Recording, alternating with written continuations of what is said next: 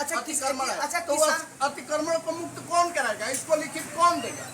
कौन देगा? देखिए आम जनता भी तो दे सकती है ना। हाँ, तो आप आम जनता का बात सुनता है कौन? प्रतिनिधि कौन सुन रहा है? हैं आम जनता का बात सुन रहा है कौन? आम जनता कह रहा है कि ये करना है। तो अब अभी सांसद महोदय 5 साल के बाद आज ही आए हैं। सांसद महोदय 5 साल के बाद आज आ रहे हैं पहला बार हमें होता है 5 साल के बाद आज आ रहे हैं। 10 साल बोलिए ना, 10 साल। मतलब ये स्थिति है सर आपके सांसद महोदय की कि मतलब 5 साल सांसद महोदय अपने मुंह से कह रहे हैं कि आरा छोड़कर हमारा कोई कहीं है ये नहीं है, सिर्फ स्टेशन, केवल स्टेशन। सिर्फ स्टेशन। स्टेशन छोड़ दिया जाए तो और बताइए कहीं उनका विकास नहीं हुआ है। तो मतलब इस बारे में आप क्या? क्या कहिएगा? और आप कह रहे हैं कि विकास की गंगा बह रही है पूरे आरा लोकसभा संसदीय क्षेत्र में। लोग को क्रोधित है, क्रोध करने दीजिए। सांसद महोदय का 10 आदमी है उनके पीछे, वो उनका डील कर रहे हैं। गांव का गांव वहीं स्टेशन पर बैठकर उनका बेचा जा रहा है। पूरा गांव का गांव कहा हमारा आपका वोट इतना है, पैसा दे दीजिए, वोट हम दिलवा देंगे। सांसद महोदय जाए या न जाए उनका वोट काम करना है। मतलब न किसी का फोन उठाना, न किसी का बात सुनना, न किसी के दुख सुख में शामिल कोई होना। कुछ नहीं। गाड़ी वाला भी बात बताइए। ये स्थिति है सर, क्या कहिएगा इसको लेकर के? चुनाव आप सभी देख रहे हैं वर्तमान 24 लाइव। और अभी आप लोगों को जैसा कि मालूम है कि अभी लोकसभा का चुनाव हमारे हिंदुस्तान में चल रहा है और 7वें चरण के चुनाव की प्रक्रिया भी अब नॉमिनेशन जो है वो फाइनल हो चुका है। तो कैंडिडेट का क्या हाल है और अभी आरा लोकसभा संसदीय क्षेत्र के अंतर्गत हम हैं तो क्या कुछ अभी चल रहा है और यहाँ माहौल कैसा है, इन सब पे चर्चा करने के लिए अभी किसान मोर्चा से मेरे साथ में है मुकुल आनंद जी। इनसे हम बात करेंगे और जानने का प्रयास करेंगे कि आरा लोकसभा संसदीय क्षेत्र में अभी हाल क्या है और इस बार ब्राह्मण जो है वो किस साइड में जा रहे हैं और किस करवट ले रहे हैं, इन सब पे चर्चा करेंगे और चर्चा की शुरुआत करते हैं। सबसे पहले आपका वर्तमान 24 लाइव के प्लेटफॉर्म में बहुत बहुत स्वागत है। क्या कुछ कहिएगा इस लोकसभा चुनाव को लेकर? बहुत बहुत धन्यवाद विभोद जी। यहाँ हमारी लड़ाई किसी से नहीं है। यहाँ हम स्वयं जो है हमारा प्रत्याशी इतना विकास किया है कि हमारे प्रत्याशी के साथ सभी धर्म सभी जाति का वोट मिल रहा है। यहाँ हमारा लड़ाई है ये नहीं। आपका प्रत्याशी कौन? आर.के. सिंह को, यहाँ एनडीए गठबंधन के प्रत्याशी आर.के. सिंह को सभी जाति धर्म का वोट मिल रहा है।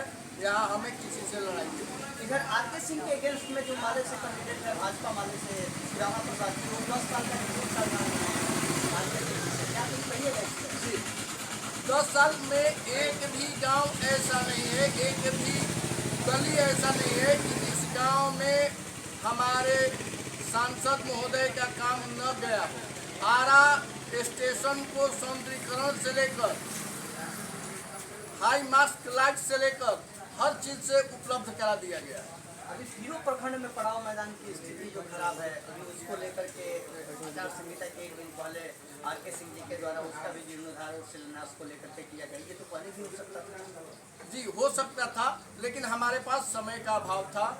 जब हम आए, देखने के बाद उनको दिल दिमाग में जचा कि नहीं ये पड़ाव मैदान खराब है।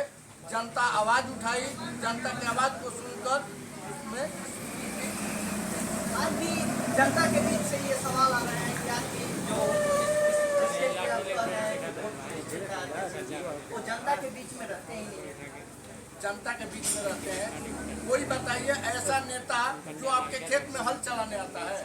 नहीं, जनता काम है विकास, काम है विकास, काम हमें विकास से मतलब है। लेकिन अभी हमें न्योता पुराने वाला नेता नहीं चाहिए। अभी 40 सांसद जो बिहार से गए हैं जीत करके, उस 40 सांसद में सबसे नीचे में आपके सांसद है माननीय आर.के. सिंह जी सम्मान निधि खर्च करने में। क्या कहिएगा इसको लेकर? 5 साल में जितना सांसद का सम्मान निधि मिलता है उसका 42% भी खर्च नहीं कर पाए। देखिए, अब वो खर्च किए हैं कि नहीं किए हैं, लेकिन विकास का दर देखिएगा, विकास का दर देखिएगा, 89% विकास का दर है। किस मामले में? हर मामले में, रोड हो या बिजली हो या किसान के खेत तक तार पोल हो। अभी जहाँ पे आप बैठे हुए हैं और जिस जगह पे आप बैठे हैं, इस पंचायत में न एक भी खेल का मैदान है, न एक भी शमशान घाट का चौड़ीकरण हुआ है, न शमशान घाट घेराबंदी हुआ है, न शमशान घाट पे कोई काम हुआ है। आज भी शमशान घाट दखल हुआ पड़ा है। पूरे पंचायत की स्थिति है, न पंचायत का स्कूल सही है, न पंचायत का स्वास्थ्य व्यवस्था सही है, तो फिर कैसे कह रहे हैं विकास हो रहा है? पंचायत का प्रतिनिधित्व करने वाला प्रतिनिधि ही सही नहीं है। ये आप कैसे कर सकते हैं प्रतिनिधि से? ये हम इसलिए सही कह सकते हैं कि जैसे आपके शरीर में 30% अन्न और 70% जल की आवश्यकता है, लेकिन आप जल के संचय न करके जलाशय को भरकर अतिक्रमण करके उस पर भवन का निर्माण खड़ा कर दिए और कहते हैं विकास नहीं हुआ। आप जगह दीजिए, फील्ड का जगह दीजिए। मैं कहता हूँ फील्ड आज फिर वही ना बात हुआ सर कि आज चुनाव आया है तो सभी लोग कह रहे हैं कि आज चुनाव नहीं आया, आप जगह दीजिए। अगर मैं नहीं करवा दूं, इसके बारे में किसी भी मतलब पंचायत के जो प्रतिनिधि हैं उनसे कभी चर्चा हुआ है चुनाव के पहले की या चुनाव के जीतने के दरमियान की? क्या मतलब अमेहता पंचायत में भी कोई खेल का मैदान हो, अमेहता पंचायत में भी स्वास्थ्य सुविधाएं सही हो, अमेहता पंचायत का भी विद्यालय सही हो, अमेहता पंचायत में भी आम जनता जो यहाँ से परेशान होकर के और आरा या पटना जाती है जो इलाज कराने के लिए, वो यहाँ पे भी उसकी व्यवस्था कभी हुआ है? इस पर चर्चा? इस पर चर्चा हमने आपके वर्तमान मुखिया जी से किया। आपके मुखिया जी जो चाहते हैं कि मेरे ही गांव में हो, आपके गांव में बिहार सरकार जमीन की उपलब्धता नहीं है, आपके गांव में दान देने वाला जमीन कोई नहीं। मेरे गांव में अगर सुविधा नहीं है तो एक बात बताइए आप, फिर यह कूड़ादान तो मेरे ही गांव में बन रहा है और मेरे ही सरकारी जमीन पे बन रहा है, ये कहाँ से बन रहा है? जी मुखिया जी से हम बोले जो अभी निकला हुआ है क्या बोलते हैं, बन रहा है पंचायत सरकार भवन, 2 साल से रिटर्न जा रहा है। प्रमोद तिवारी के समय भी बोले थे कि पोखरा पर बनवा दिया जाए, कह रहे हैं कि पोखरा पर जगह नहीं है। अच्छा अतिक्रमण है। अच्छा तो अतिक्रमण को मुक्त कौन कराएगा? इसको लिखित कौन देगा? कौन देगा लिखित? आम जनता भी तो दे सकती है ना। हाँ, तो आप आम जनता का बात सुनता है कौन? प्रतिनिधि कौन सुन रहा है? आम जनता का बात सुन रहा है कौन? आम जनता कह रहा है कि ये करना है। तो सांसद महोदय 5 साल के बाद आज ही आए हैं। सांसद महोदय 5 साल के बाद आ रहे हैं पहला बार अमेहता में 5 साल के बाद आज आ रहे हैं। 10 साल बोलिए ना, 10 साल। मतलब ये स्थिति है सांसद महोदय की मतलब 5 साल सांसद महोदय अपने मुंह से कह रहे हैं कि आरा छोड़कर हमारा कोई कहीं है ये नहीं है, सिर्फ स्टेशन, केवल स्टेशन। सिर्फ स्टेशन छोड़ दिया जाए तो और बताइए कहीं उनका विकास नहीं हुआ है। तो मतलब इस बारे में क्या कहिएगा? और आप कह रहे हैं कि विकास की गंगा बह रही है पूरे आरा लोकसभा संसदीय क्षेत्र में। लोगों को क्रोधित है, क्रोध करने दीजिए। सांसद महोदय का 10 आदमी है उनके पीछे, वो उनका डील कर रहे हैं। गांव का गांव वहीं स्टेशन पर बैठकर उनका बेचा जा रहा है। पूरा गांव का गांव कहा हमारा आपका वोट इतना है, पैसा दे दीजिए, वोट हम दिलवा देंगे। सांसद महोदय जाए या न जाए उनका वोट काम करना है। मतलब न किसी का फोन उठाना, न किसी का बात सुनना, न किसी के दुख सुख में शामिल कोई होना। कुछ नहीं। पापा गाड़ी वाला भी बात बताइए। ये स्थिति है सर, क्या कहिएगा इसको लेकर के? देखिए अब फोन नहीं उठाते हैं, क्यों नहीं उठाते हैं इतना अंदर तो हम जा नहीं सकते, लेकिन हम संगठन के सिपाही हैं। हाँ, बस संगठन का हम लोग काम करना है। संगठन के सिपाही हैं, संगठन के काम करते हैं, बाकी उन पर रहा तो क्या करते हैं नहीं करते हैं। अच्छा, क्या इस बार लोकसभा के चुनाव 2019 की तरह 2024 में भी मोदी एक्स फैक्टर काम कर रहा है क्या? मतलब सब लोग मोदी को देख रहे हैं जी, ये कोई नहीं देख रहा है कि मेरे क्षेत्र में विकास हुआ है कि नहीं हुआ है? जी नहीं, क्यों? क्योंकि नीचे कोई नहीं देखता, सभी यहाँ पढ़े लिखे लोग हैं। पढ़े लिखे लोग दूर देखते हैं क्या? जो हाँ देश को देख रहे हैं कि देश मेरा कितना आगे बढ़ रहा है, किसके नेतृत्व में बढ़ रहा है। एक भी एम्स नहीं हुआ बीते 10 साल में, कहीं भी एक भी एम्स कॉलेज नहीं हुआ।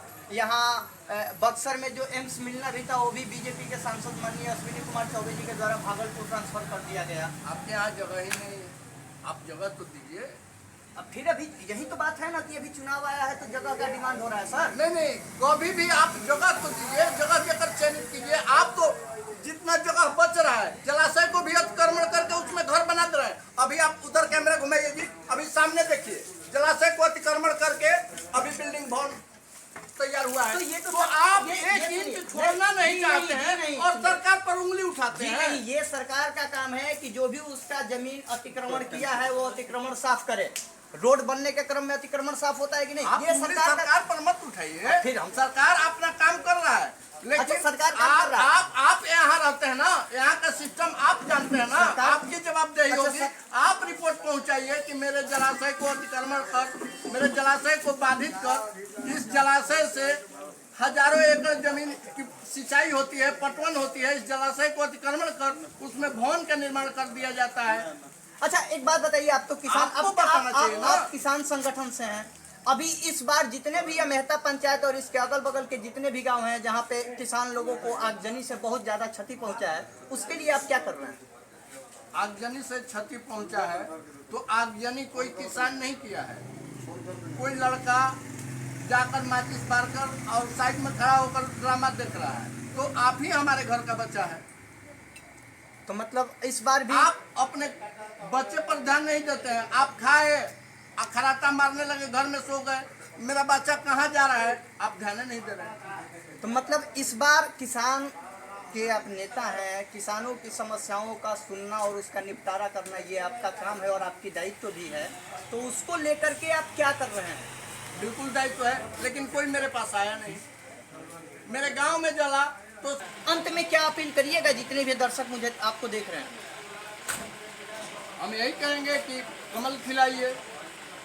विकास को ना देखिए, विकास तो हो रहा है, विकास कहाँ नहीं हो रहा है। विकास हो रहा है। 15 के दशक से पहले का देखिए, 2001 से पहले का दशक देखिए कि गड्ढा रोड में था, कि गड्ढा में रोड था।